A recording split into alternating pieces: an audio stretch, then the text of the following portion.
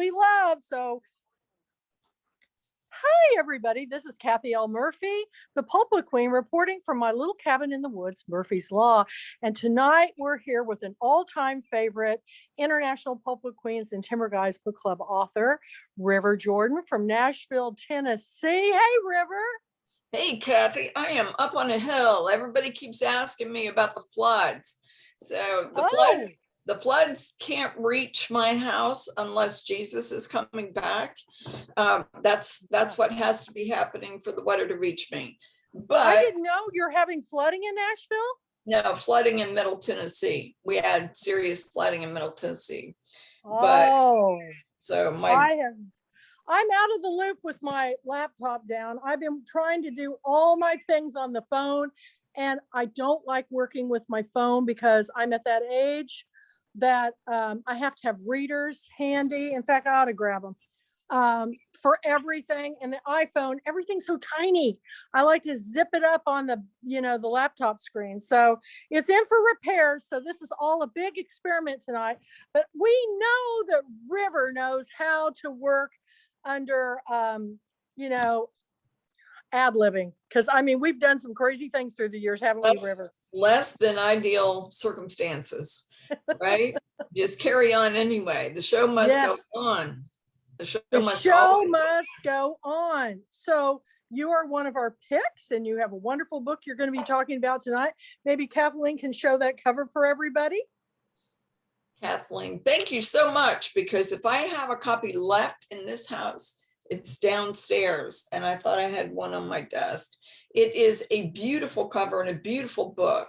The quality of this publisher is something just, the foresight that they put into the design, the gold that they put on the cross on the cover, just a class act. So this is the first book that I've had published with them, but it won't be the last. I really appreciate, the quality of it. And so did the bookstore people when it came in, and they really, paid attention to that, and the type font and the pages and the way they were put together. Being very geeky about that, as bookstore people are, and very lovely. So what would you like to know about the Ancient Way? Well, we want to know a little bit more about you. Tell a little bit about your background. And you've done a lot of different things through the years, but we're all really jealous of you right now, getting to go on that trip. That was the preparation for writing this book. And so we want to hear more about that. But we want to hear the story behind the story about you, River. You have such a distinctive name, and you're kind of legend within our book club, because we've been reading your books almost since the get-go. We really like to follow our author's trajectory through their writing process, through their books. So for those, I know this is being recorded. It will go up on the Kathy L. Murphy YouTube channels for those who want to watch it if they can't be here tonight. There's going to be a lot of people. This is a new introduction to you as an author. We all know and love you, but tell us a little bit more about yourself. Are you telling me there are people out there in your world who don't know who I am? Is this possible? I really get to be the shy writer, introverted girl when someone says, start talking about yourself. It's amazing how I don't want to do that. I just become that shy girl again. However, I have no trouble getting on stage and introducing all of you, because that I'm very comfortable doing that, and moderating and reading for you. So I don't even have my book right here where I could grab it and read a few lines, which I'd love to do. I may be able to pull it up on my phone in a minute, but this book was, first, I've been writing for years, was discovered by my 6th grade teacher as a writer, who conferenced with my mother and told her I wasn't supposed to be anything but a writer, that I was born a writer, that she had a writer for a daughter. And literally, my mother told her that was lovely. Writing was a wonderful hobby, but that I was going to be a pharmacist, because she always wanted me to have a steady job and benefits. And Mom was right. That would have been steady jobs and benefits, and probably I would have become suicidal, counting pills into things, because that's not the kind of animal that I was. She saved forever this drawing of this purple tiger And she pulled it out to show to me one day. And I'm looking at this glorious colored purple tiger from, kindergarten or grade 1. And she writes it above it, it said, color the tiger orange. And then she was pointing to, I thought she was applauding, that I had the decency to think for myself and decide I wanted a purple tiger. And that instead she was pointing to where the teacher was writing, does not follow directions. And she goes, see, you've always been like this. She saved this to show to me when I was 40 something years old, she always wanted me to follow directions. I always wanted to be creative and think outside the box. And I think that's what a lot of writers, that's one of the things that they really need to be able to do. And when I'm teaching writing, I teach about writing dirty. And I don't mean writing sex scenes. I mean, writing really dirty, getting the words on the page as if you're finger painting, and not letting that editorial mind shut you down at the very beginning and tell you, you're stupid, you can't do it, it's a stupid story, that was an ugly line, that was a wrong choice, you can't even spell. I mean, the whole thing can attack you as you're writing. But I always fall so much in love with the story that I'm writing and the place I'm writing about, the people I'm writing about, that it overwhelms the negative in my mind, that it certainly takes a back seat. And I fell in love with the idea of going to Scotland years ago. And when I first heard about this Isle of Iona, and I didn't even know that Celtic Christianity started on the Isle of Iona. I just knew the Isle of Iona was special and that it had an abbey there. And I'm Episcopalian, but I've always been drawn to Catholicism. I've always just been drawn to things that were more orthodox. I'm down with all the candles. I like monks chanting, I play it in the morning on Spotify, chanting monks. So I had no money, but I had pitched this idea to this publisher, and they liked the idea of this pilgrimage book of going to Iona, searching for the origins of Celtic Christianity. And amazingly, at the last minute, I was able to get the money for the plane tickets. A friend of mine went with me, and we couch surf with strangers all the way across Scotland. And so for those of you who are not familiar with couch surfing, it's an actual organization like an Airbnb, except they don't charge you. They don't want your money. They want your conversation. They want to get to know you over dinner and find out about your country and find out about your culture and what's going on in your life. It's just this wonderful human experiment to me, this humanity project of people getting to know each other from different countries. And we were supposed to stay with a lot of people that were going to host us. But once we made it to Glasgow and stayed with James, he ended up driving us all the way to Iona, buying us dinner, getting the B&B for us, staying at the B&B on Mull for us. And then we had to catch so many ferries. It is just sometimes a story that is comical and tragic because, oh my God, we're sorry, the ferry no longer goes there. You'll have to turn around and get off this ferry, and you'll have to go miles and miles up the coast and catch the last chance ferry. That's what they called it, the last chance ferry at 10 o'clock at night to just get to Mull. And if someone hasn't ordered the ferry to Iona the day before, then there will be no ferry coming. So even then, by the time we went through all these isles, all these ferries, all this happenstance, and I can see Mull, but it's like if a ferry doesn't show up, I can't get there. And I said, I'm getting there if I have to go down there and steal that rowboat and row my way across these waves to get to the Isle of Iona. I'm going over there. But the Isle of Iona has always been considered a thin place, just a place that Sedona is considered a thin place in America, mystical places where it seems like you could just walk right out of this world and into the next.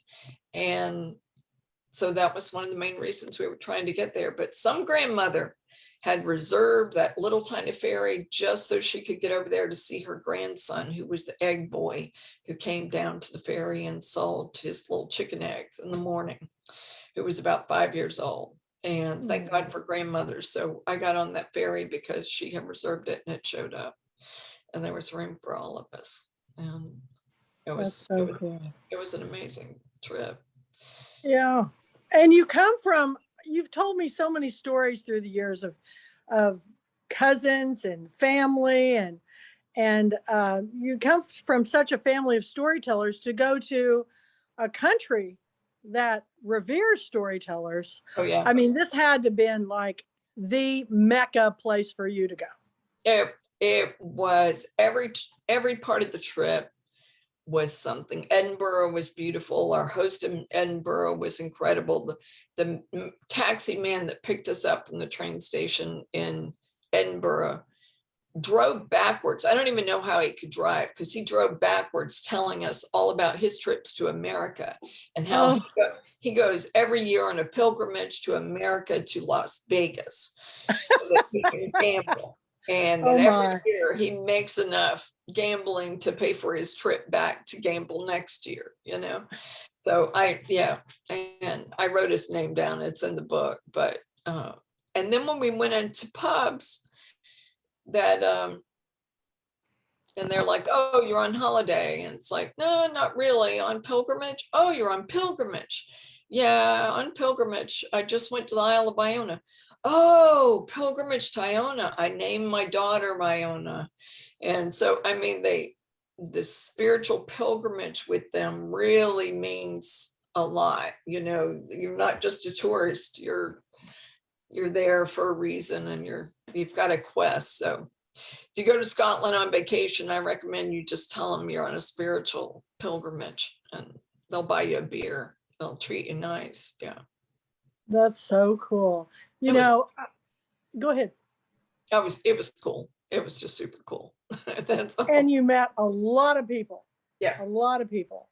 And I think probably the best way to learn about a small town is the local bar, because I remember as a Girl Scout I couldn't decide whether to go into the $50 or the silver dollar, which were right next to each other. I was selling poppies for veterans, and they couldn't believe how much money I came back with. And I said, well, you go into a bar. I was a smart little kid, I guess. I go, most of those guys in there are veterans. So they were giving me 5s, 10s, 20s. And I came back and people are handing in dimes and nickels. And I go, my Girl Scout leader was horrified because, can you imagine knowing this little 4th grade Girl Scout was going into a bar? But that could be another book. You could go on a pilgrimage around the country, going in small town bars and listen to all the stories of America. That'd be something I'd want to read. I could do that. I'm qualified for that. Yeah. Okay. I could handle myself. I could do that. So I was able to really experience what I expected and more. And I went with the couch surfing idea. I had this little sleeping bag I was carrying with me, and just backpacks. And I was going to just roll out the sleeping bag everywhere I went to sleep. I didn't realize when we showed up, we were showing up for people who were in the richest part of town. And, your, suite, your room's on the 4th floor, and, your bedroom's right back here after this. So, so it's not really sleeping on a couch. It's really just staying with some pretty cool people. Yeah, staying with some very cool people. You vet them, you choose who you want to stay with, and then approach them. People that have passed security clearances, not everybody has to do that, but like me, you can tell that my ID's been verified and my address is verified. And then you have people that leave you references. We just contacted people we knew had stayed with a lot of people. But there were people we weren't able to stay with because we ended up going back the way that we came. And they were very disappointed. I mean, college students that were very disappointed that basically these two old ladies coming through Scotland weren't going to stop and stay with them. You know, they were really looking forward to it. And a young married couple that were really looking forward to just the camaraderie, you know, of having guests and sharing stories. So I thought that was really sweet. Book 2. But You'll have to go back and do another route. I'm working on, well, you know, I've got Sugar Baby and Other Stories will be out. Yes, I do. Heard all about it. It's got a wonderful cover. We're excited about getting to read the finished copy. I'm excited. Yeah, it's getting a lot of positive feedback, and it's got some incredible blurbs from some of your favorite authors, from Clyde Edgerton and Michael Ferris Smith and so on and so forth, and Claire Fullerton and other people. So their blurbs are on there, and it's nice to be able to work back and forth on fiction and get lost in story and be describing it, and then to be able to switch hats a little bit and to work on research for something like Celtic Christianity and the monks coming down from Ireland, and they just let the boat blow them where they felt like God was leading them, and that was to the Isle of Iona, and that's where the boat landed. And they said, okay, this is where we'll build the abbey, this is where we'll be. And that's what they did. It was so great. Were you able to journal on your trip? Did you journal on your trip? So when you came back, or did you record, or what was the process on the writing of that, of your book? I journaled. I tried to think I was going to get out and just write for a couple hours every morning, but that didn't go that way.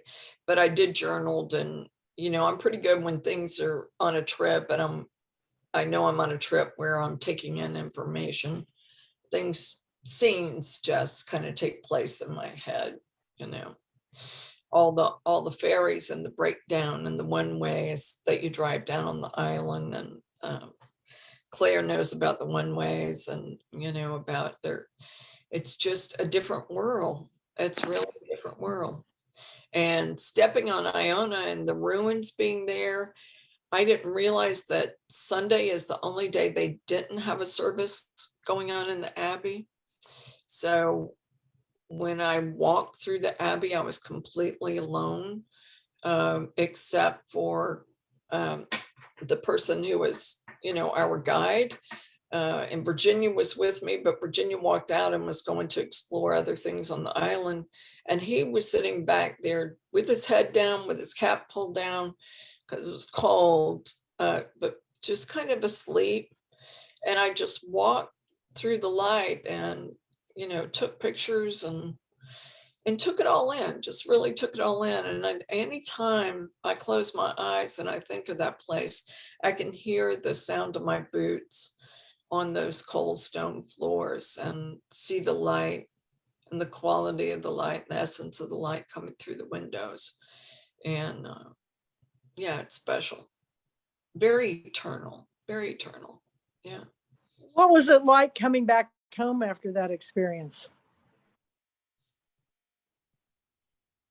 Well, I think I heard somebody else speaking about this recently, is that when you go somewhere and you have an experience like this, that you feel like it's opened up a door, it's been divine, or you have this extra piece or something that finds its way to you, you want to come home and be certain that you hang on to it no matter what. You don't let life take it away. Life always takes it away. I mean, it just comes in and encroaches the noise and the what is regular, you know, what is happening. But what I noticed was I really can close my eyes and repossess that moment in a very powerful way. And also, you know, the things that you learn is to bring the hospitality that was shown to you, to bring it home. Right. And to walk in the gifts that God has been so gracious to give to you on your journey. So try to come home and be patient and loving and understanding and all those things. taking care of Mom. And in the book I write about, near about the last chapter, we had decided no one was coming for Thanksgiving. And normally we do Thanksgiving at my house and have for years, all the stuff, all the mess, and Christmas. But Mom and I decided we're just going to go out to a restaurant. Mom said, that'll be fine. We'll just go to a restaurant and we'll eat whatever they have, and there won't be a mess, and so on and so forth. And I'm lying in bed and I wake up on Thanksgiving morning and I'm like, this is so not right. This is not right for her. She's 88 years old. She lives for Thanksgiving dressing and, pecan pie, pumpkin pie. So here I am calling around early, Thanksgiving morning, seeing what grocery store is open. And, I go down and give her medicine and go, okay, they're open down the street. So I'm going to go down there and I'm getting a turkey and cranberry sauce and blah, blah, blah. And she goes, and look for a chocolate pie too. Just get a chocolate pie too. She was so excited. But that was, I write about how that's part of the way that you bring the light home to the things that you do. You just keep moving in love, doing the things sometimes that you don't want to do, but it's the right thing to do. So. And it was the right thing to do. That was her last Thanksgiving. So yeah, I'm glad that I pulled the turkey out of the hat. That's amazing. Did you eat at night to cook a turkey? We always eat at night. My mother's Thanksgiving was always 7:00 at night. We were not the noon people, we tried. We were shooting for noon. It slipped to 4, and then it's like you're going to get it when you get it. So, yeah. Everybody always knew you were eating late. That's great. So when you were over there and they found out you were from Tennessee, well, not now, but what do they, all the places I've gone, they usually, when you mention United States, they mention Dallas and New York. It's like, oh, well, I'm originally from Kansas, and they kind of look at you sideways. So were people familiar with Nashville and Tennessee? And well, things have been a little tense everywhere lately, and during that time and during that year that we were there, and people kind of would say, so what part of the states are you from? And my honest answer to them was from the Obama part of the states, at which point they relaxed and would begin to talk to us. Oh, that's fun. And one guy said, well, I could tell immediately by the way you guys were talking, when you came in. So me not being a Trump supporter, that was, and I'm not, but plenty of my family members are, but that was a part of the conversation there. The lovely thing about the people in Scotland is they read and they love great works, and they have a history of great Scottish and Irish writers, and they are literary and smart and witty and funny, and they are great storytellers. Yeah. And they kind of speak English, or you think they're speaking English, and they get so excited to tell you about, this mystical story and the stone, and it's all true about the Knights Templar, and they came into the bar, and I'm nodding my head, and then he starts going on so fast in this heavy Gallic stuff. I don't even think he's speaking any kind of English anymore, and I'm still just nodding, because I don't understand anything he's saying, but he's so excited. I don't want to shut him down. I just don't want to shut him down on it, So yeah, they're great storytellers. That's awesome. And I love road trip books. It's true. Me too. A road trip book. You get to take a trip without leaving the farm, and get to be with, people across the country and see things that you haven't seen. And I've had a lot of people write about, thank you so much for letting me go with you on this trip. I felt like I was right there with you. And that's a great compliment. It's really true. All books are road trip books for me right now, because I've been here for pretty much stuck here since this all happened after 2020 girlfriend weekend. But that's what books do. They take us to places we want to go. So that's on my bucket list. I would love to go. You know, my daughter got married in Ireland, so I would love to see it. Yeah, that'd be great. We'll have to all take a trip. Good place to elope to. One of our authors, Johnny Bernhard, is headed there or there, just now getting to see her family after all this time. So we're getting out a little bit, but I'm afraid we're shutting it back down a little bit too. So is the COVID situation bad there? Over there? Oh, no. Well, I know it's been bad over there, but how about where you are now? The clinics are all full. The Murfreesboro clinic is seeing 100 kids a day. The clinic down the street, my sister's got COVID. She's at home, and she couldn't get anything called in for her because they're so busy seeing people that are piling in there that they can't call, they can't call anything in. So yeah, it's pretty busy. Yeah, it's raised its ugly head here again. And even back in Kansas, I found out 30 people from my hometown just got COVID, and it's in a very small town, so everybody's affected by it. But as we navigate this strange landscape right now, thank God for books, right? And we can't recommend all of River's books enough, whether it's your fiction or nonfiction. You're in for a treat. Your short story, even in our the Pulpwood Queen celebrates 20 years, is probably the most unusual story I've ever read in my life. I have to admit, it was different. Everybody will have to read it. It's sort of science fiction. Mm-hmm. Sort of futuristic. Yes. About being a Pulpwood Queen for life. Absolutely. And sort of preaching my own funeral. Well, I have been watching a lot of science fiction movies and different things, and I'm finding it fascinating. I loved it when I was a kid, but I kind of got away from it for a while. And, I went down that Southern Gothic rabbit hole for a long time, but I'm reading everything now, and I'm just in love with storytelling around the world. I mean, I've always thought Southerners were the best storytellers, and River, that includes you. But I'm finding that India has some fantastic storytellers, as does Pakistan, and in the Middle East. Yeah, there's a lot of great stories there too. I'm gonna bounce downstairs and see if a copy of The Ancient Ways on there. I'll be right back. I just wanted to read a few words to you from it. Okay, well, while you're doing that, everybody speak up and show that you're here. I know Ruthie Landis just joined us from Chicago. Hi, Ruthie. Hi, everybody. Hi, Ruthie. I'm sorry that I wasn't here earlier. I was working, but as soon as I was done.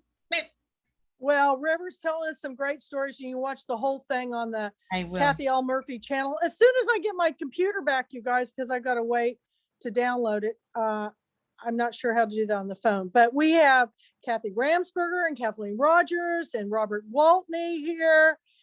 Who else do we have here? Claire Fullerton. Claire Fullerton. All the best people. We've got a good crowd tonight. This is fantastic on this hot summer August night. And I can't tell you, Robert, how many cicadas I've been finding in my yard, in my woods. Nice. A lot. I've got a project in mind. Get ready. He's going, oh my God. Oh my God. Robert's got a book coming out called The Cicada Tree. So they're so loud right now, you can't even believe it. But everybody here has got a book, and if anybody has any big news, speak out. I think Kathleen has some big news. Is she there? Oh, thank you, Kathy.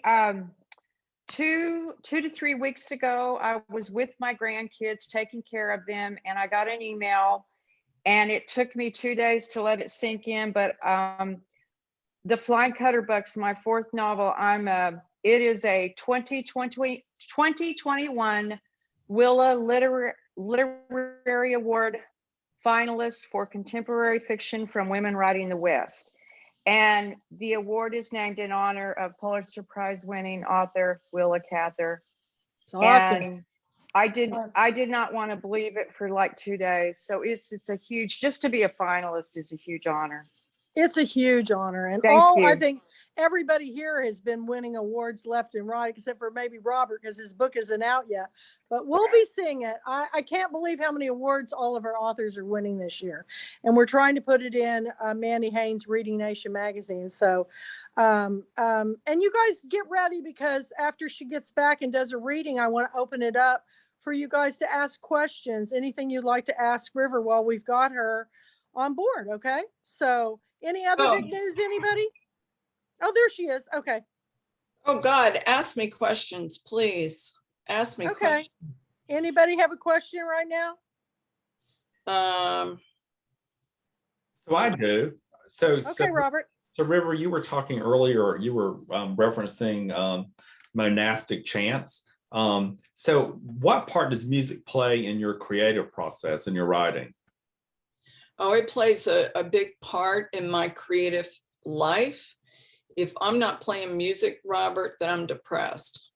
Or if I'm starting to get depressed, if I will get up and throw on some, I don't care what, Rolling Stones, Billie Jean, it doesn't matter, or Tom Jones, and I mean, it just doesn't matter. But once that I get that jazzy input, I love Brazilian jazz. I love to listen to music that doesn't have words I understand, because it just gives me a creative kind of jolt to be able to listen to the music and imagine what they might be.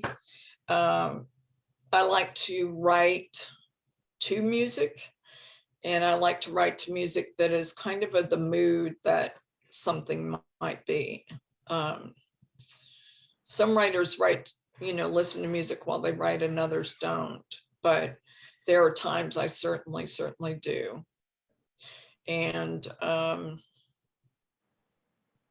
there was something else about music that I was gonna say, but. No, that's great. So so I know you've got your new project coming out, Sugar Baby.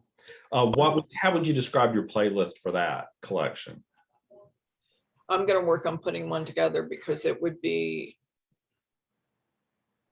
Southern dirt. I would have to I'm not a big country music fan, and I don't mean to abuse anybody, but it was just not the music I grew up really listening to. Not that my family didn't listen to it, but I was a rock and roll girl. I grew up a little later. I was listening to the Beatles. I was listening to, Elvis Presley was my first true love, and I danced around with his album when I was 3 years old. I would slow dance with his album in my arms. So it was a serious crush. I always thought I was going to grow up and marry him. I was devastated when Lisa Marie moved in on my Lisa Presley. That was the wife's name, or is that his daughter's name? Close, Priscilla. Priscilla Presley. Yeah, Priscilla moved in on my action. Yeah, but music does play a big part. And I think that writing reflects that. The Messenger of Magnolia Street, which was one of my novels, is a very musical novel, just the way that the characters show up and the way that they have to work together, and the way one shows up and one falls away. It always seemed to me almost like an opera, like there was just a lot, a certain kind of music going on in that. Yeah. Right. Thank you. Anybody else? Go ahead. If you guys don't ask me things, I'll ask you things. All right. Are you going to read? I am going to read, but I'm going to read from Sugar Baby, because that's what I found. Okay. Is that okay? Yeah, that's great. I cannot believe I'm sitting here without. This is the first story. Do you guys mind that it has a little sex in it? It's fine with me. I don't normally read things with sex in them. You guys are cracking up. This is the story called Truth Be Told. And you have to excuse me as I slip into my native tongue. The only mercy in the killing that I can grant to God is that it was quick. It is the only grace that keeps me on speaking terms with the Almighty. But I have told him on more than one occasion, wrong choice you made there. You took the good and left the lion. I was no good, prone to trouble. I would be due a killing myself for what would come later, for the choices I would make. But here I stand to this day on solid earth, after so much time and years gone by. Truth could have walked on water. In 1953, my twin sister Truth was electrocuted while standing next to the clothesline. I remember a sudden bright flash and her eyes looking at me as she was falling. I rushed to her and took her in my arms, knowing the spirit of Truth was already gone. I brushed her hair back from her face, closed her eyes, and kissed her cheek goodbye. Her skin tasted like gunpowder. Me and Truth rode into this world together, head to foot, sinner and saint. Me being first, all fire and fury. Her second, silent and kind to the heart. There were transgressions from the start. Our father gone missing. Our mama left alone to deliver us from between her legs, half lying and half sitting with her teeth gone to grit. She chipped one in the doing of it that was never fixed. My part in that was all the pain and push.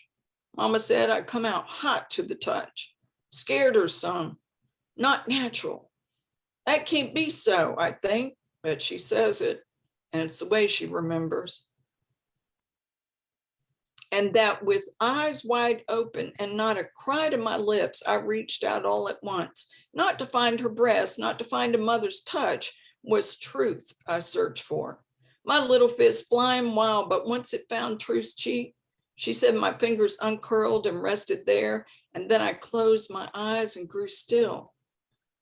Truth, she said, had come out shivered with skin cast in blue. Her eyes closed to seeing, like a baby resting sweetly in her dreams. It was just before daybreak when we arrived, the air a heavy foggy mist. Mama had swaddled us and then walked to the pump to bring up water, her blood still running between her legs.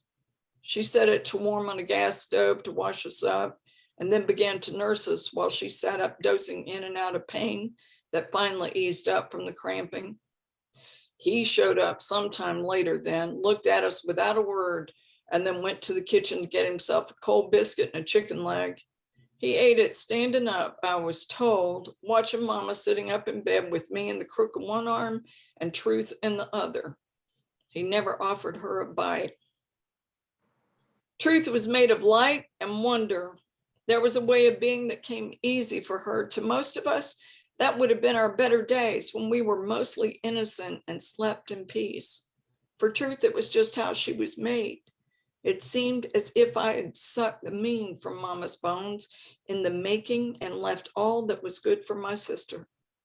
Now her and what she carried is lost to us. It changed me, her dying did. She had kept me tethered to what was right, and she was gone. A man came along the following year after she died. He was just passing through. He come to sell us encyclopedias. Only that his laugh and the way he looked at me set something loose that rumbled in my stomach and traveled south. He said his name was Lincoln Brown, and then he smiled and winked toward me out of Mama's sight. I smiled back. That night he circled back to where I was waiting, under the oak by the water's edge. He passed me a stalk of a flower he pulled up from his walking. The moon was just waking up, cresting over the ridge of the strangle of pines. He planned to make some small talk before we started in. I'd liked his stories when he sat down with us on the porch. Mama had brought him a glass of iced tea, and when she got up to go inside, I told him straight up, meet me at moonrise down by the oak of the pond that you drove past up that road. I pointed in the direction he'd come from. I knowed he'd show, and he did. Now he tried to make conversation like before, and I said, we ain't got time for that. And then I reached for him. I had fooled around with that Tom Harkins down from the old farm place. I'd known a few other boys in an intimate way. That's not to say I was very experienced, but I was wild and hungry for something unfamiliar. That made up the difference. We kept the meeting up, and on the third night, he did an unexpected thing. I carried one of Mama's old quilts and spread it out, and we'd laid back to catch our breath after we'd done it and watched the moon streaking through the pine trees. The old owl called out that I'd heard through my window sometimes when I lay awake in the heat, waiting for something to happen. Nothing but the sound of that owl, and then sometimes an owl calling back, signaling out to one another. We lay there peaceful like in the moonlight, listening to those calls. And the man up and says to me, "Why don't you come with me?" My head was resting on his shoulder, and I turned to look up at the outline of his chin. "Come with you where?" "All the places," he said, and laughed when he said it. "I'm a traveling man, but you could come along with me." I laughed some too. We skipped over a lot of small talk to get to the business of being exposed, skin on skin. It was like we'd been laying up like that, side by side for 100 years. "And do what? Carry your books?" "I'm not always going to be traveling. I got other plans." His left hand reached over, rubbed my stomach, and wrapped around me. "I carry my own books anyway." His right arm was under my neck, his hand resting on my skin with his fingers moving slightly, sleepily up and down. In the moonlight, my skin glowed lily white lying there next to him.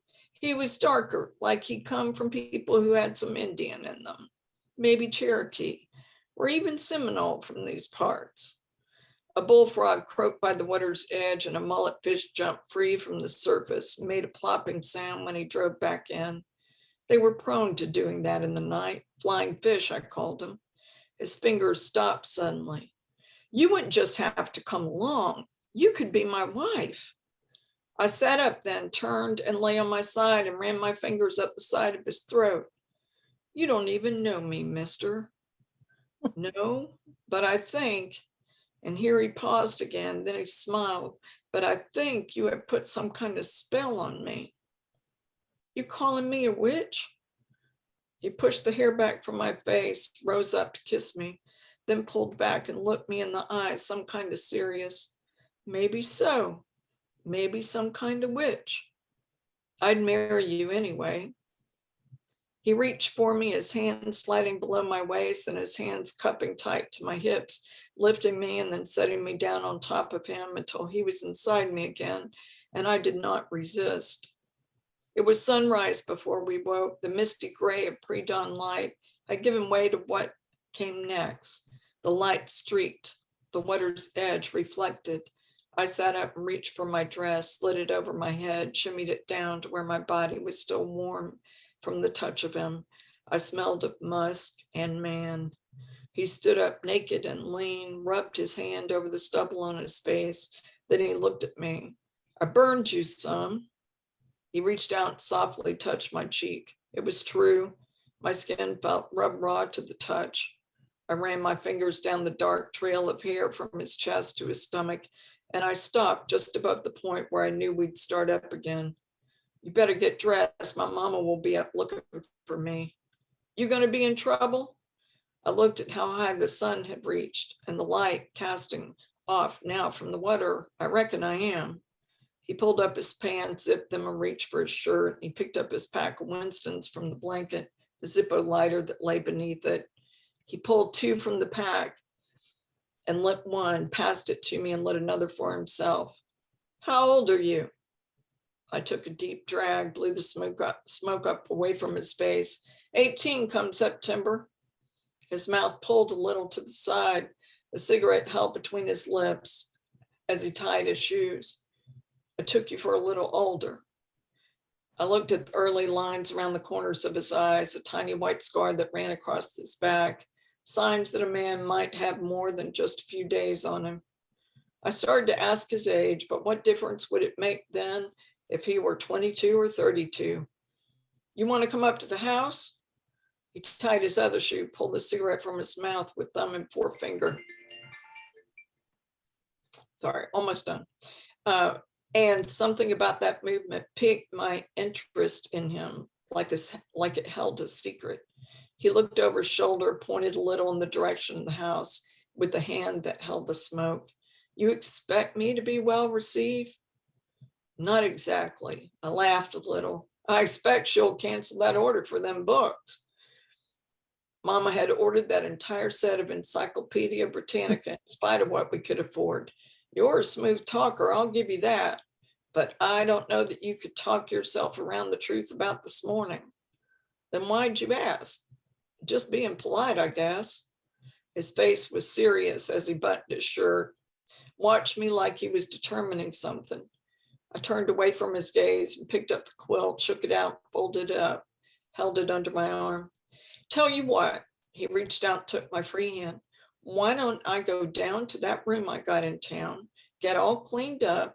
He ran his hand over his face again and come back out here. That way I can sweet talk your mama into letting you go with me.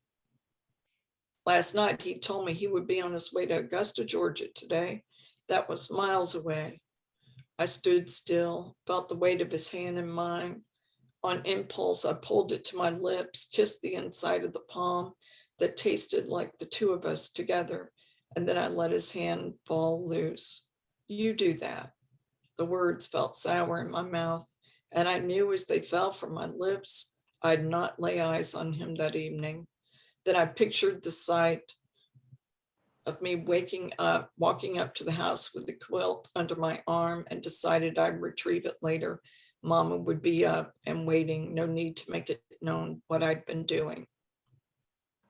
Lincoln came up behind me then, his arms twisted about my waist. He bent and kissed my neck, and a shiver ran down my spine as I stepped away, and I longed to turn and kiss him again, but I held myself back from it. I walked off then, just like that, with no looking back, his kiss still wet on my throat, where I longed to cover it with my hand, as if I could hold it there. By the time I reached the house, I heard his car start down the hill, or maybe I just imagined it. Either way, I knew for certain he was gone. And there's just a little bit more, but I'm going to jump to the very end of the chapter. I'm going to skip the part where she goes in and sits down next to her mom. How's that?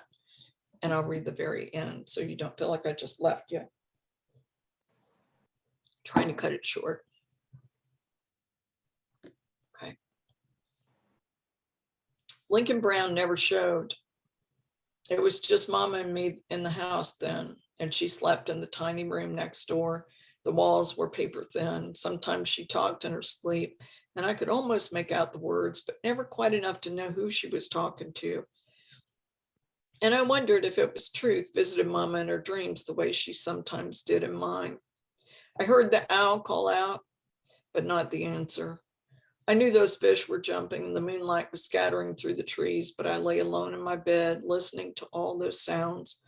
My face still raw, my body satiated on one hand and awake, yearning for more on the other. I rose from the bed and slid on my old jeans and a t-shirt, pulled the flashlight from my dresser drawer and started out to go get the quilt and bring it in. I stopped when I heard Mama roll over, but then her body settled and she started snoring softly. I eased the door open and held the screen easy as it closed so it wouldn't slam behind me. It was pretty out in the dark. Something about it gave me comfort. The light of day could be mighty cruel, but night brought on a kind of forgetting, a shade of forgiveness. I let the dark wash up over me and hide my sin. The honeysuckles and gardenias and magnolias were in bloom, and the sin of it all could lead to a kind of summer madness where everything could be eaten. I reached out in the moonlight and pulled a gardenia from the bush and then another, and I turned away from the pond and headed up the hill towards the old Liberty Church. It wasn't but a moonlight mile away, and the moon was waxing close to full. I held the flashlight, but I could see just fine and didn't need it, so I kept it off.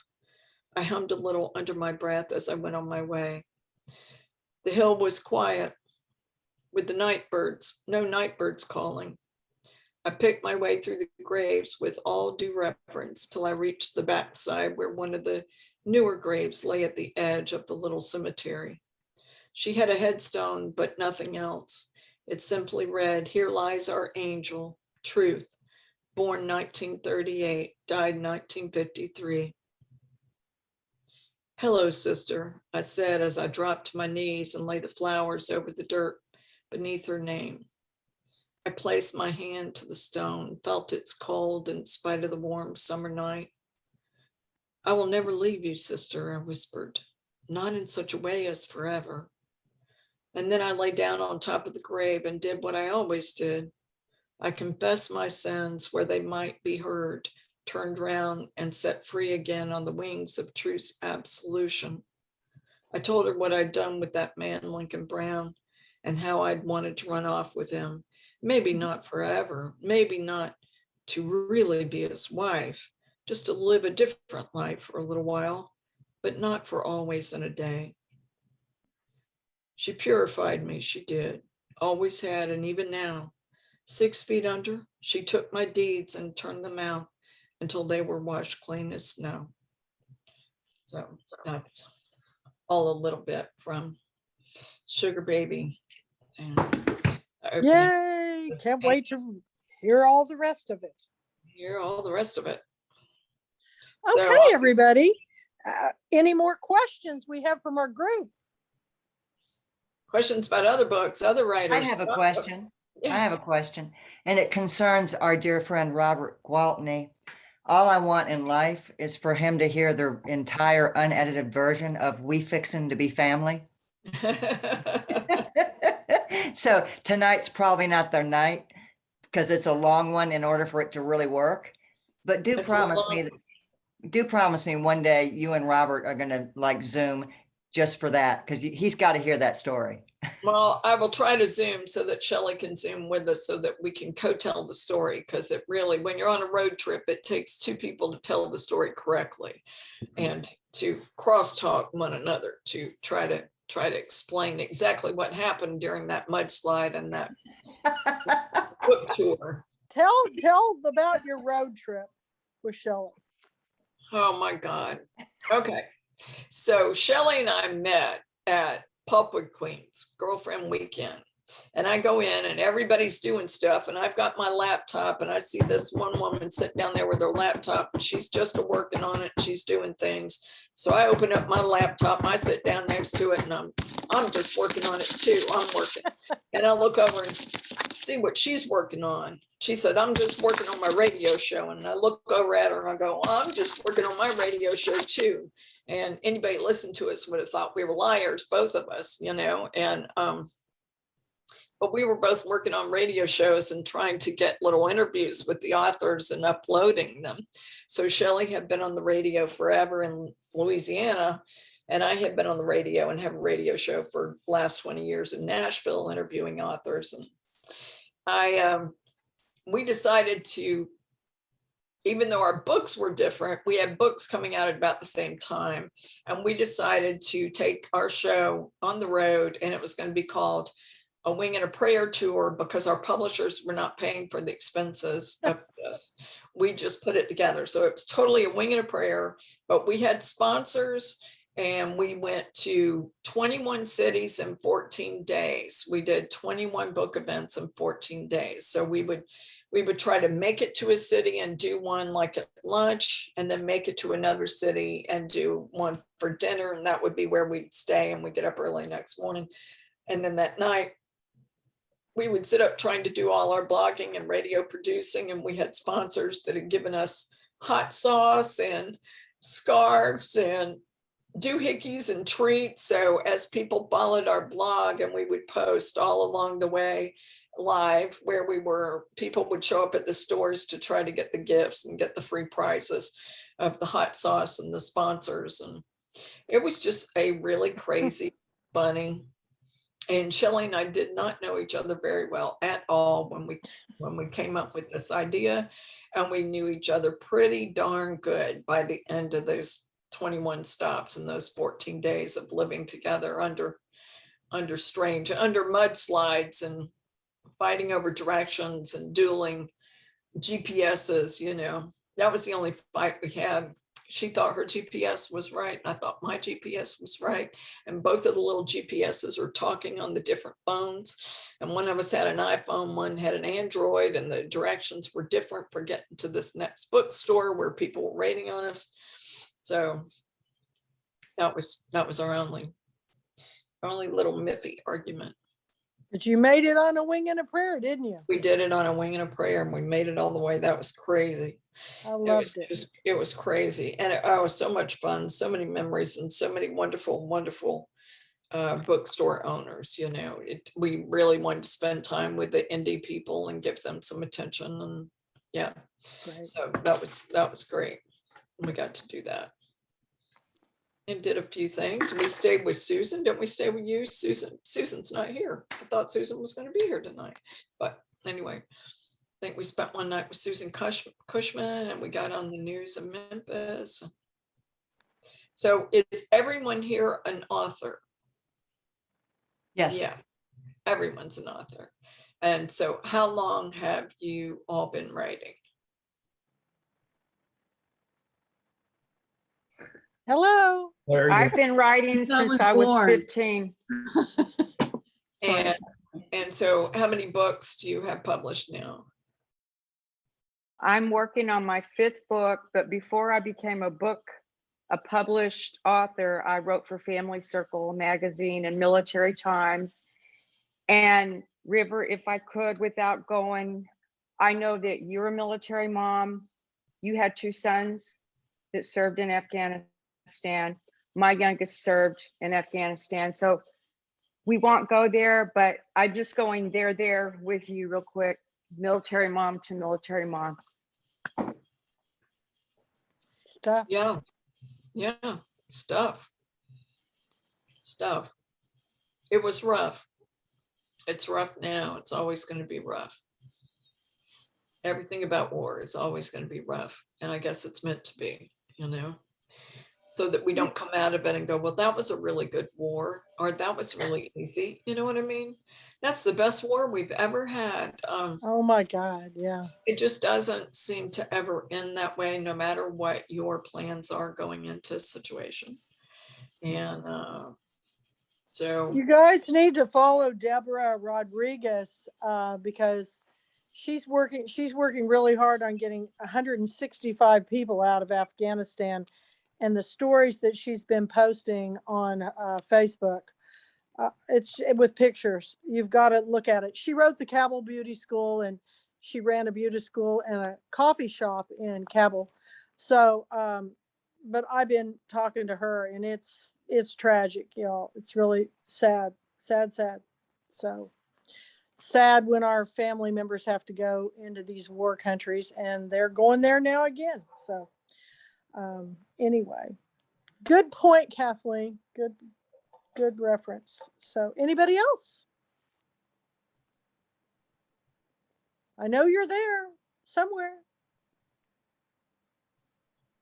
do you want to ask any questions about the writing process, or fiction being different than creative nonfiction?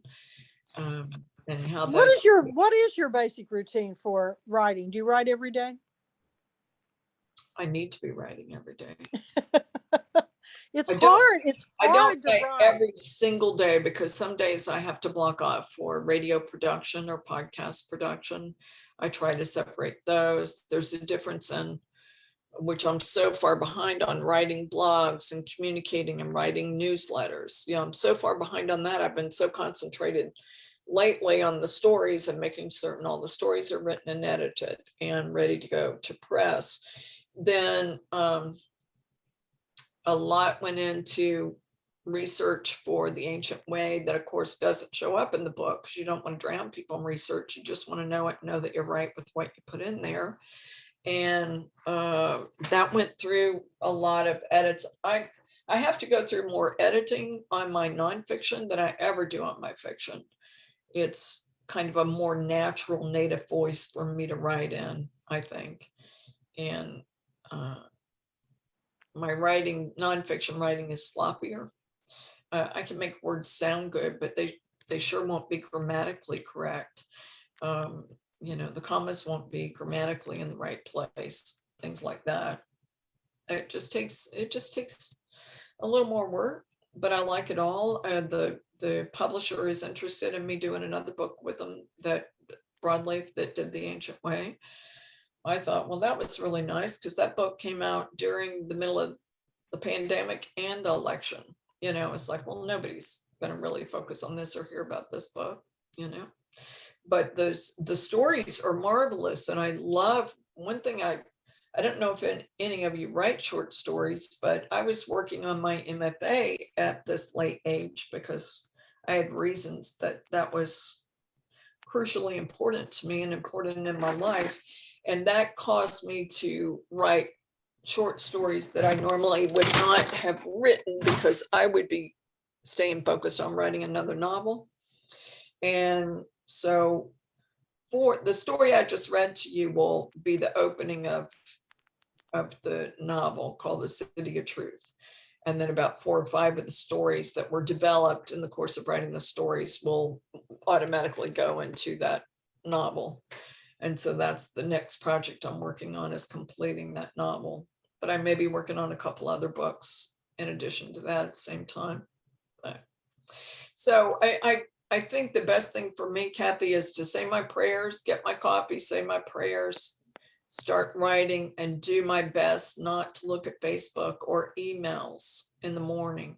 I don't do that. I don't achieve that, but I have to get, now that I'm moving into novel mode, I have got to get serious about setting that aside and not looking at it until 11 or 12, getting some writing hours in there where I don't read those things, because it just changes the energy, the actual energy and synapses in your brain. You've gone on to another place then. You've lost the poetry that's in your subconscious mind when you wake up from sleep.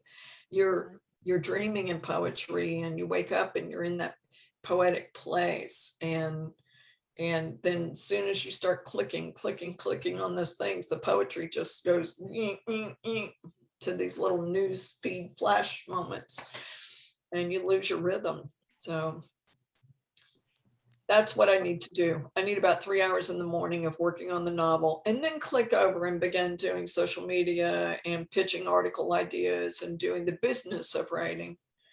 Is so much different than the art of writing, so different, completely different. Everybody wants to write their story and not have to do the marketing and publicity part. But today, if you are not on social media and you've got a book coming out and you're not promoting it, you're just handicapped, because there's so many. If you saw, well, I can turn it around. I can show you all the books under my bar that I've still got to go through for this year. And they're coming at me pretty fast. Mandy and I, fast and furious. And I always get tickled when I get the book one day and the call the next day. Have you read it yet? Yeah. I'm going, well, if you can read 1,000 books a year, let me know. And they go, how many? And I go, we do the best we can. We're working hard at it, but it'll take us to the end of the year before we make our decisions, because there's just too many coming. I mean, and they're all so good. I mean, but there's a lot of repetition of stories we've already read. You get a lot of that, and it's new to them, but it's not new to us that have been reading for now going on 21 years. So, yeah. So make sure it's a unique story. So we're looking forward to it, or what you got coming. So anybody else have any questions about anything to do with writing? I was just Go ahead, Robert. River, you mentioned that you like to write dirty. I like that term, which is a very difficult thing for me to do. And I think that it makes me really slow writer in my process. At what point are you comfortable letting someone look at your work? Good question.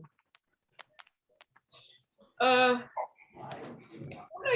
I do the next run through, I write really dirty the first time in not holding back. And one of the things I want to be certain in this novel, in the writing of it, is that I don't hold back, that I write dangerously, that I push the limits, that I don't not only do you then begin to critique yourself, but after you've had readers for a number of years, you begin to be afraid that particular reader is not going to like this particular book for this particular reason. And you start backpedaling on what you're going to put in there. And you just can't afford to do that. Time's too short, and life's too short.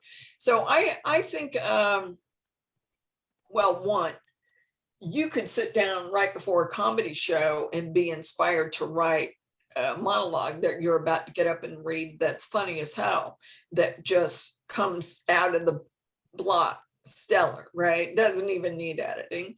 And I saw that happen in Seattle this past week. And I'm like, you just wrote that? You just wrote it right before you got up and read it? Oh my God, it's one of the funniest things I've ever heard. It was about a girl going on a trip with her best friend, like her cousin, like my cousin Deb. And she gets in the car and they have, I don't know how many hours to get to LA. And she sees that she's brought her cat in a cage in the back. They're going on this long road trip. They're going to be on the road for 17 hours or more to LA, this girlfriend trip, getaway trip. And this cat is, in the back seat. And she's going, you brought the cat? She goes, well, I didn't want to leave her. I think she's depressed. She's gained weight. I'm thinking a road trip will be better for it. And it just gets worse. It's her telling her to give her a medication. And the cat keeps making this sound like, no. She's doing the meow, but the cat's going, no. Hysterical, just hysterical. So I know it can come flowing out that way sometimes, but really the next read through, Robert, when I go back and read it through, tidy it up a little bit and cut things out, then I know, okay, well, it's good enough for somebody to read it and give me feedback and what doesn't work. But there's a danger of giving things to people too soon.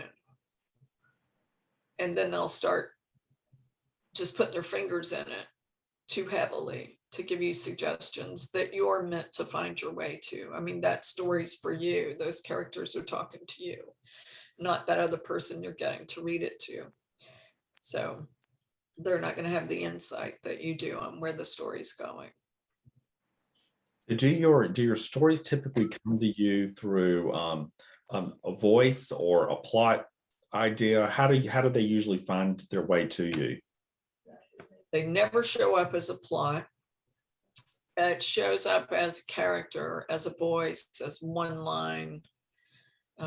One time years ago when I was writing for theater, I was basically asleep, but I heard this old man singing in my head. Oh, I've got 46 keys in a dead man's hat. This junk is mine. I've married it and buried it. Sometimes I've carried it or something, this junk is mine. And he became the major player for this play that I wrote, set during the Depression. And so I think often a voice. Yeah.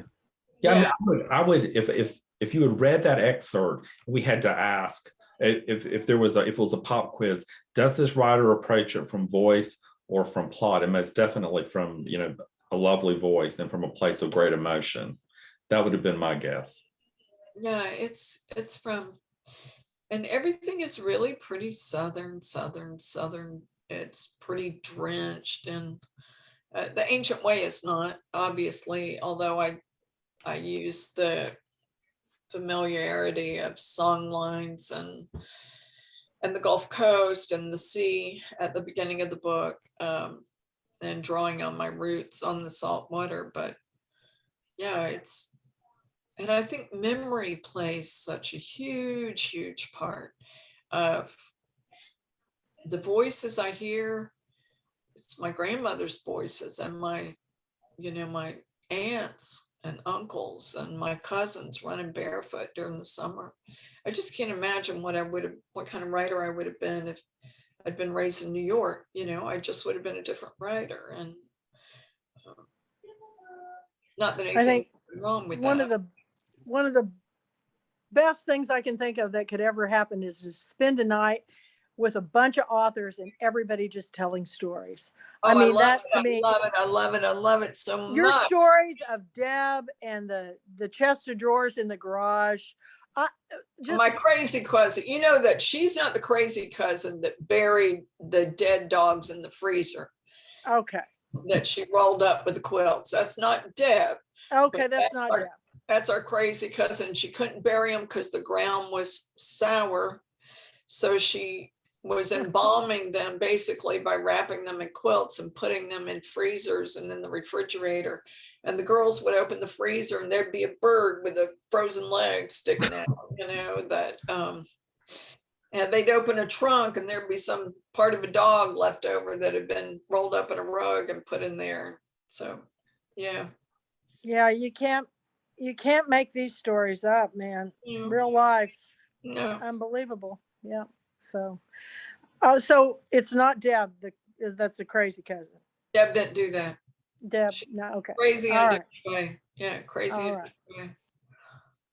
Very good. But we're all first cousins, and when we go to visit her, she's always running for the house and trying to lock herself in, and Deb and I have to jump out of the car and scream, it's us, don't lock the door, we're coming in, running just as fast as hell as we can to get in that door before she locks it.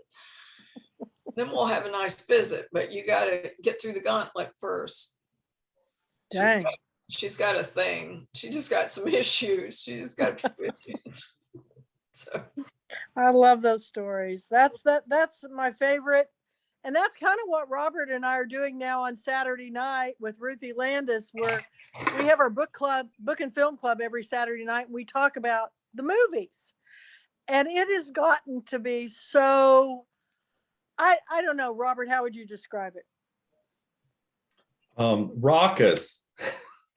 We dress up and we're going to do a back-to-back this Saturday with Betty Davis and Now Voyager and Memoirs of a Geisha, which I'm going to do a costume change. Okay. So there's going to be a brief intermission for a costume change because you can't be dressed like Betty Davis with those eyebrows and Now Voyager and then turn and do Memoirs of a Geisha. So anyway, get ready, Robert. And I'm going to have to do it on my phone because I don't think my computer is going to be done yet, which will be interesting. So you and Ruthie will have to talk. So we have a lot of fun. I don't know if anybody else is watching them on YouTube, but the last one was the craziest one we've ever done, which was on a silent movie called The Wind with starring Lillian Gish. But that was a fun one. Ruthie Landis, I don't know if she's still here. She's here. Oh, yay. Ruthie has a background in theater too, River. And her dad was a Broadway star. And she and I have just bonded with our love of playing dress up. So, we laugh a lot, don't we, Ruthie? She looks fabulous as a blonde too, by the way. She does. Fabulous as a blonde, but we love her red hair. Wait till Saturday. Woo-hoo. Oh no. Well, I'm ready. I'm going to be ready, but I'm going to have to be juggling. I actually have to hold my phone to do this Zoom. Oh, I want my laptop back. I want my It's like I want my MTV. I want my laptop back. To that song. Okay. Anyway, it's a lot of fun, and I look forward to Saturday night with Robert and Ruthie. So we have a good time. Hopefully, more will join us. If they only knew how much fun we have. Yeah. And Ruthie and I get drunk and belligerent, and Kathy tries to contain us. That's because I can't have alcohol. I'm diabetic. I drink coffee. So anyway, we have a really good time. And we're having a really good time tonight with you, River, and you're sharing your stories. Do you have a story for us tonight before we depart that is one that you would like to share about anything? It can be anything. Hold on, let me see if I can find something else. You mean a story to tell you or read you? Read. What's Okay, the craziest thing that's happened to you lately? Here's my craziest thing that's happened lately. So I was working on this MFA for the last 3 years from Seattle Pacific University with an excellent MFA group of brilliant teachers and professors. And people ask me, why do you want to get an MFA when you're already published? Because so many people go into an MFA program just because they want to get published. And I'm like, well, I'm obviously not doing this to get published. I think I'm a really good writer, but I think I had the potential to be a great writer, like a Pulitzer Prize winning writer. So it's sort of like, actually, I had been wanting to write this novel for 15 years, and it always felt beyond me, and I would write a different novel. Like it was just out of the reach of my capability. I knew I wasn't getting it right, Robert. When you're working on something and you're just not getting it where it's supposed to be, doesn't have the strength. And that was one of the reasons. And then I was teaching writing to Tama. Tama, her students in Nashville. And bless her heart, she had cancer and was fighting cancer. And you know who I'm talking about, Claire? Yes, it's Tama Powers McCoy.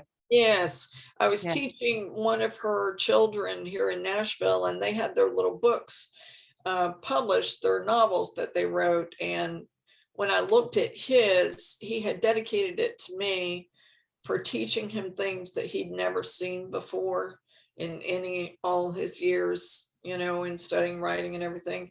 And I immediately thought, I'm going to get my MFA right now. That was just a thing so that I can teach at the university level if I want to.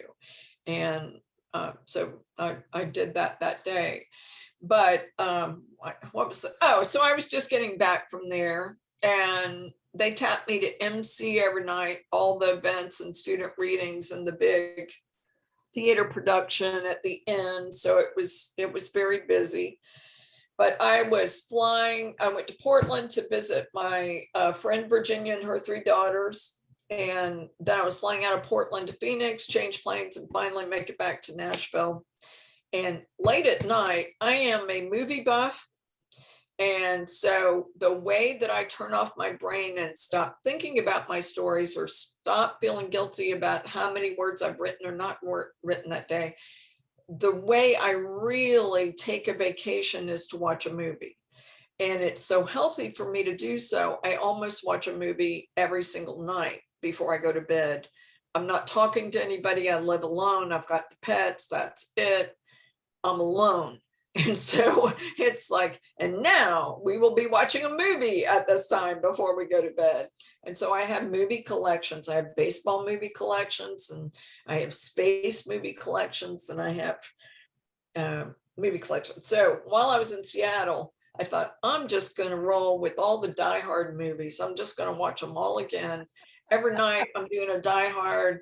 Never even saw the last one, but Die Hard 1, super classic, one of my favorites of all time. And so I watched Die Hard 2, where I don't know if any of you remember, he's in the LA airport and terrorists take over and they shut down the runway lights, and all the planes are stuck above LA and they're running out of fuel and they can't land. And of course, his wife Holly's on one of the planes trying to land that's running out of fuel. So we're circling Phoenix, and we're circling Phoenix, and we're circling Phoenix. And I'm in the very last row against the window, which is my choice. And because no one's looking at me that way. No one's even looking at the back of my head.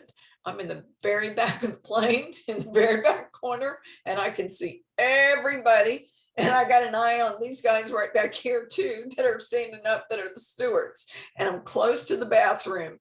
And there's a chance when you get in the very last seat in the corner by the window that no one will sit next to you. You've got a shot, because nobody wants to sit in the back. And so this guy comes, sits down, somebody else has to, and all the seats are filled. He moves next to me. We have to wear the mask. Everybody's got the mask on.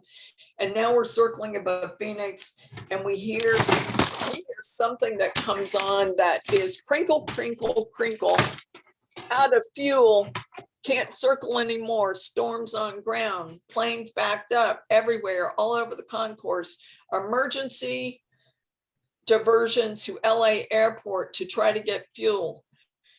and all you hear is wah, wah, wah, no fuel, wah, wah, wah, Oh my emergency, God. wah, wah, wah, LA.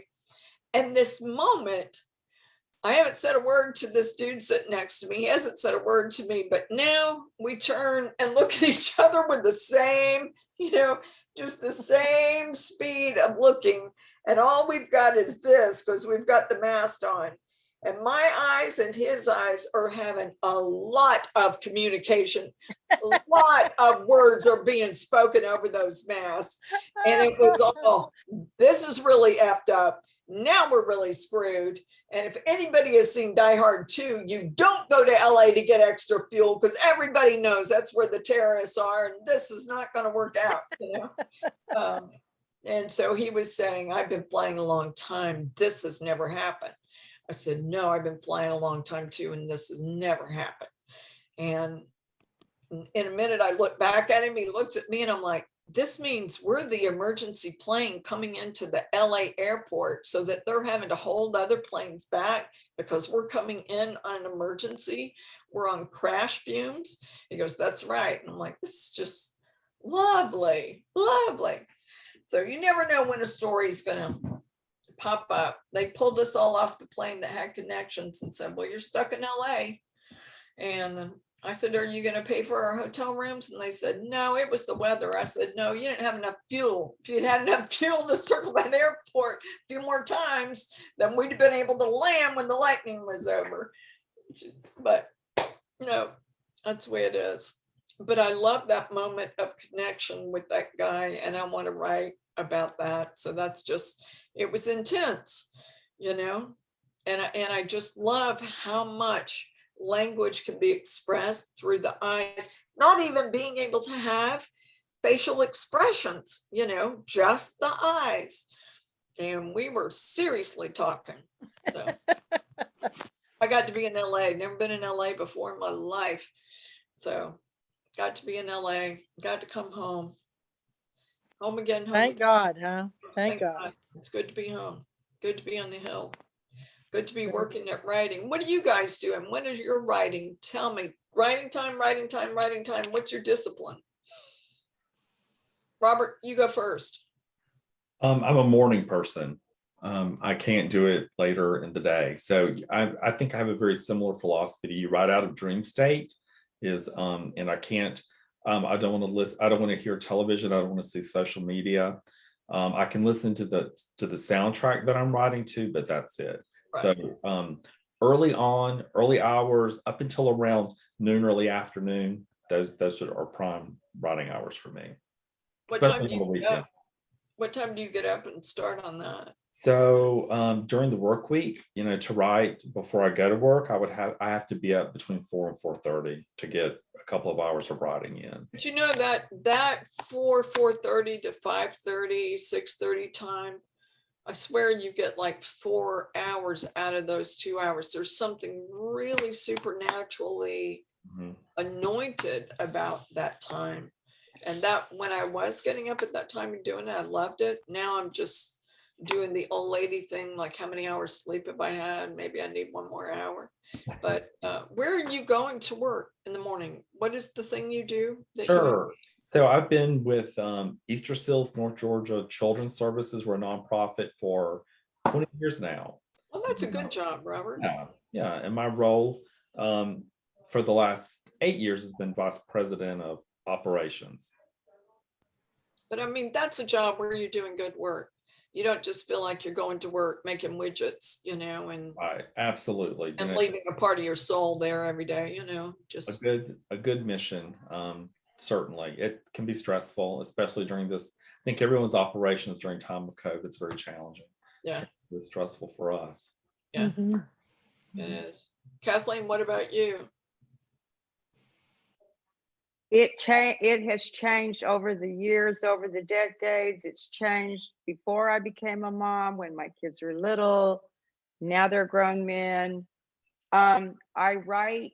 I'm researching, writing a novel, reading books, researching, reading books for research, reading an arc. I'm reading a fabulous book right now by Kathy Ramsberger, 1,000 flying things. But when I'm really into it, wait, I haven't brushed my teeth. I've been up. I'm still in my jammies at 6 p.m. at night. I mean, I get to do that because I'm home now. When my kids were little, I kept office hours. The minute I would get up at the crack of dawn, go run. I used to be a runner. Get the boys off. And it all depended on Tom. When he was military pilot, we worked around his schedule. When he was an airline pilot, we worked around that schedule.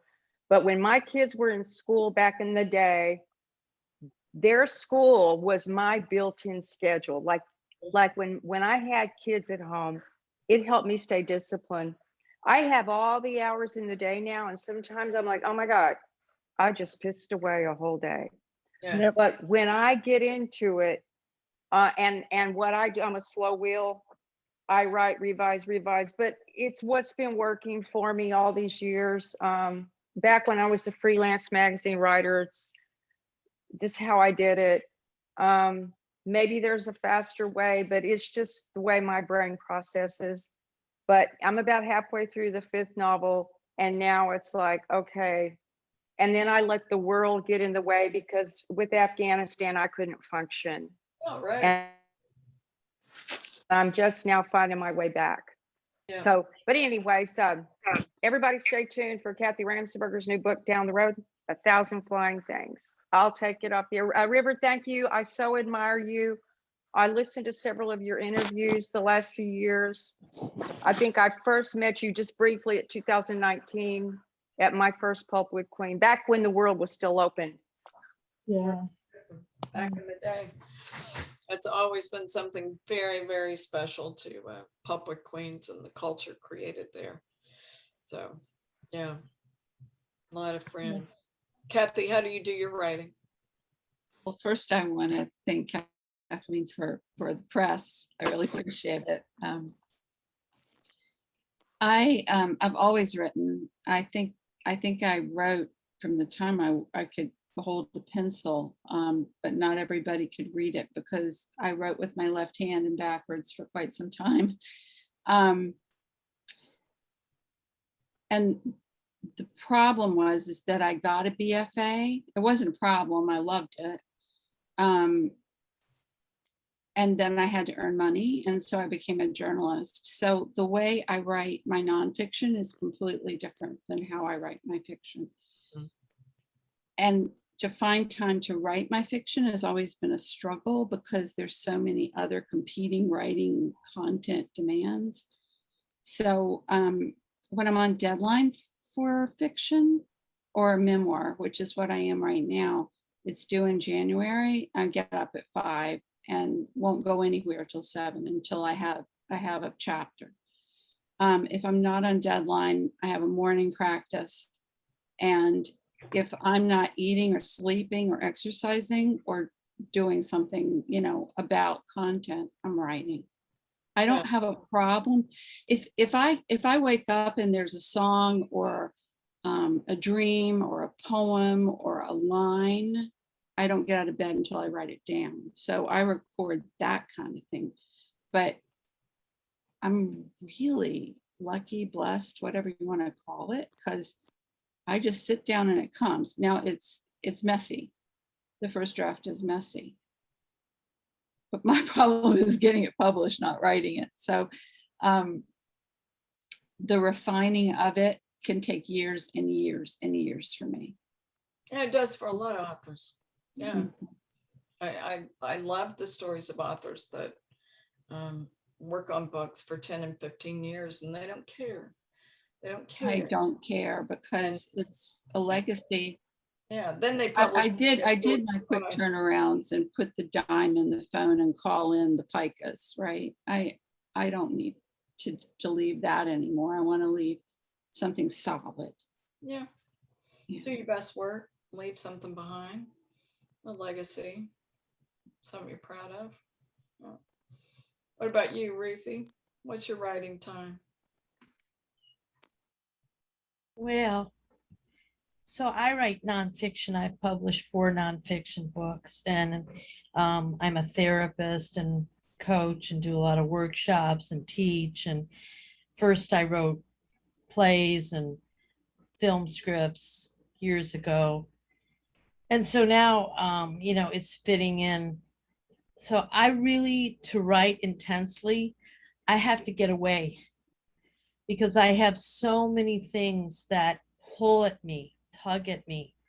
And I'm listening to everybody's stories all day long, you know, just more stories and more stories, and it's their stories. Right. You know? And so I kind of have to remove myself somehow. And if I can go into nature somewhere, you know, in a little cabin or something, and then I can write. I create a dream ritual actually, where I set up a little altar, I pull an oracle card or something. I try to plug into the dream state, take myself in a kind of semi-hypnotic state. And then, I mean, there are days when I'm away where I can write 10 hours, like, you know, and barely stop. Like I Isn't that just great? don't, and just don't, you know, and can do that.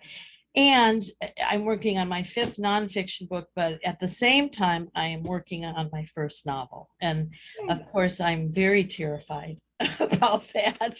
And really like, what am I doing? But since I joined Pulpwood Queens and have been so immersed in learning from all the authors and listening to the fiction writers, you know, I guess it's not all that different than what I'm doing every day, actually, except just putting it to voice. So, yeah, so I'm working simultaneously on my first novel too. But I can write at home, but I have to have a whole chunk of time because otherwise the world intrudes. And then when the world intrudes, I can't land inside of it. And the world is always intruding because I have so many clients and I have the social media, the marketing of the books that I do have, and workshops and creating. I have like 72 YouTubes, you know, videos and on the work that I do and the teaching that I do. So, and I was an actor, and so I draw upon that too, but it's, I can't have a disciplined daily ritual. I have to like carve out a bubble for myself. In a way. Seasons. Well, guys, I've got a dog begging to go out who is whining at my door. He never comes upstairs, so I'm gonna have to kiss you and say goodnight and say thank you. Thank you for having me. Thank you. Thank for you, River. having me. And we look Of my forward book. to your blog tomorrow morning. All right. Breathless Bubbles and Books too. So she's there. on all week, you guys. So we'll see you later, All right. Ruthie and Robert. I'll see you on Saturday night. Everybody join us and bear with me while I'm dealing with doing this on the phone. So thank you, River. Right. This went Love you guys. really remarkably well. I'm in shock. Love you. Love you. Thank you, guys. Bye. Thank Bye, you, River. everybody. Till next time. Bye-bye.